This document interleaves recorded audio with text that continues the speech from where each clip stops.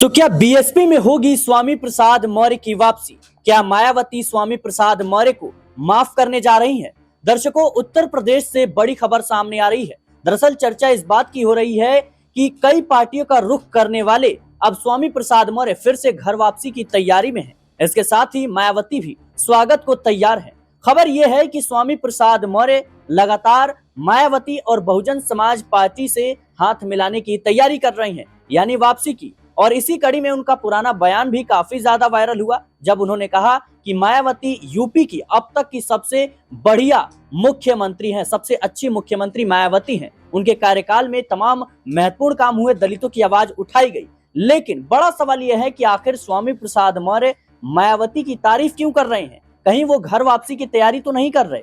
क्योंकि देखा जाए तो भारतीय जनता पार्टी हो, समाजवादी पार्टी या निर्दलीय चुनाव लड़ने की बात हो, अपनी पार्टी भी बनाई, चंद्रशेखर आजाद असदुद्दीन अवैसी के साथ मिलकर लोकसभा का भी चुनाव लड़ा, लेकिन कहीं भी सफलता नहीं मिली। इधर देखा जाए तो बहुजन समाज पार्टी भी लगातार संघर्ष कर रही है। बीते कई विधानसभा चुनाव और लोकसभा चुनाव में भी असफलता हाथ लगी है। इसके बाद लगातार सवाल उठ रहे हैं और ऐसे में बीएसपी में भी तमाम पुराने नेताओं की वापसी की तैयारी चल रही है। मेरे साथ ज्यादा जानकारी के लिए दीपक जी मौजूद है। दीपक जी, इस पूरे मामले को कैसे देख रहे हैं आप? स्वामी प्रसाद मौर्य मायावती की तारीफ करते हैं, बहुजन समाज पार्टी की तारीफ करते हैं, क्या लगता है आपको कि कहीं ना कहीं घर वापसी की तैयारी चल रही है? देखिए, जिस तरीके से लोकसभा चुनाव रहा था, वहां पर लड़ाई एनडीए वर्सेस इंडिया की थी और इस बीच मायावती की पार्टी ने 16 से 18 सीटों पर एनडीए और इंडिया के कई नेताओं का खेल खराब किया था, खासकर इंडिया ब्लॉक के नेताओं का। तो उसके बाद माना गया कि दो मोर्चों की लड़ाई में तीसरा या चौथा उभर के सही से सामने नहीं आ पाया। यानी स्वामी प्रसाद मौर्य को लड़ाई लगा था कि अगर लड़ाई अकेले अकेले होगी तो शायद यहाँ पर वो मुकाबला कर जाएंगे।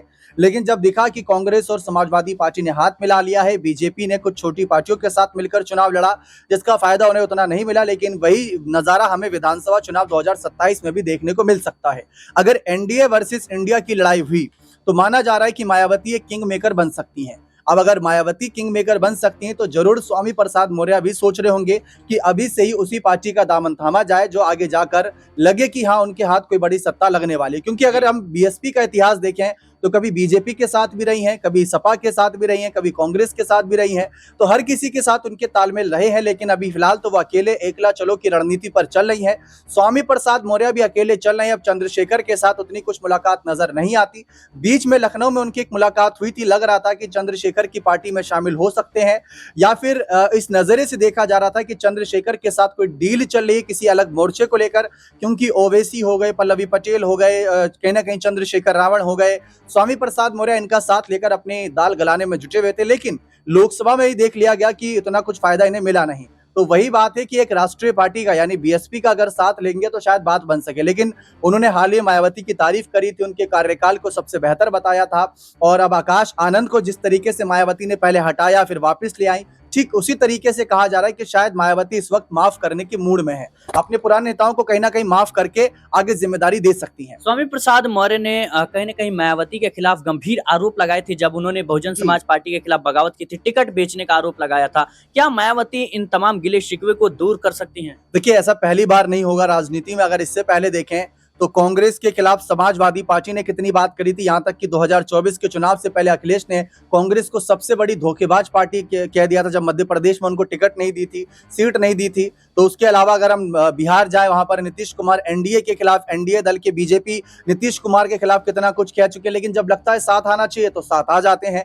वही कुछ अगर उत्तर प्रदेश में स्वामी प्रसाद मौर्य ने भी अगर देखे, तो सिर्फ आपने एक बयान का जिक्र करा, अगर हम देखें तो स्वामी प्रसाद मौर्य ने यह भी कहा है कि मायावती एक एक विधायक के लिए तरस रही है, मायावती के फैसले गलत रहे हैं। लेकिन जब पक्ष में बयानबाजी, और यहां तक कि ओपी राजभर जो इस समय योगी सरकार के साथ हैं, लोकसभा चुनाव के वक्त इन्हीं राजभर ने कहा था कि अगर मायावती, सोनिया गांधी, ममता और उद्धव और शरद सब एक साथ मिलकर चुनाव लड़े तो बीजेपी की सरकार बनने से रोका जा सकता है। और वही राजभर बाद में बीजेपी के साथ चुनाव लड़े। तो ये राजनीति है, यहाँ पर शब्दों पर अगर हम गौर करते रहे, उन्हीं को पकड़ने बैठ गए तो फिर कहीं ना कहीं ये सारी बातें जो हम अटकलें लगाते हैं शायद कभी संभव ना हो। बिल्कुल दर्शकों, उत्तर प्रदेश की राजनीति में लगातार इस बात बात की चर्चा हो रही है कि बहुजन समाज पार्टी की वापसी कब होगी, कैसे होगी। बीएसपी ने कई महत्वपूर्ण कदम भी उठाए, हालांकि संगठन में कई बड़े बदलाव किए। आकाश आनंद की वापसी हुई, जिला स्तर से लेकर प्रदेश तक तमाम जो पद थे वहां पर नए नए लोगों को कह सकते हैं कि लिया गया। लेकिन बड़ा सवाल यह है कि स्वामी प्रसाद मौर्य किस किरदार में वापसी करेंगे, क्या वही इज्जत, वही